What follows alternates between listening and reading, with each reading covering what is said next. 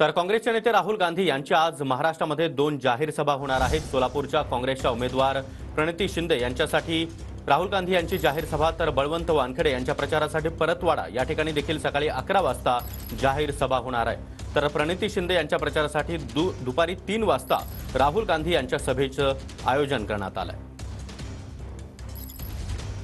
तर सोलापुरातील राहुल गांधी यांच्या सभेच्या तयारीचा आढावा घेतला आमच्या प्रतिनिधींनी, पाहूया।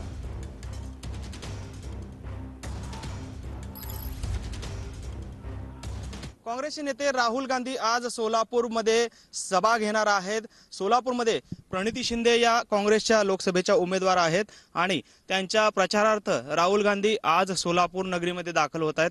खरं तर जवळपास 10 ते 12 वर्षांनंतर राहुल गांधी सोलापूरमध्ये येत आहेत आणि त्यांचं जंगी असं स्वागत जे आहे ते सोलापूरमध्ये वेगवेगळ्या चौकांमध्ये करण्यात येणार आहे। खरं तर साधारणपणे 3:27 त्यांचं हेलिकॉप्टर जे आहे ते सिंहगड कॉलेजमध्ये उतरेल आणि तेथून 10 ते 15 मिनिटांमध्ये ते या सभास्थळी दाखल होणार आहेत। आपण पाहतोय सभेची जय्यत अशी तयारी जी आहे ती या ठिकाणी करण्यात आलेली आपल्याला पाहायला मिळते।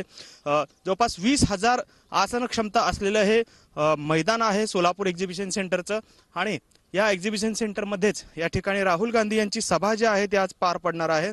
खरं तर संपूर्ण देशभरामध्ये राहुल गांधींच्या झंझावाती सभा ज्या आहेत त्या होत आहेत, त्यातच आज सोलापूरमध्ये देखील ही सभा जी आहे ती पार पडणार आहे आणि त्याची जय्यत तयारी जी आहे ती या ठिकाणी करण्यात असलेली आपल्याला पाहायला मिळते।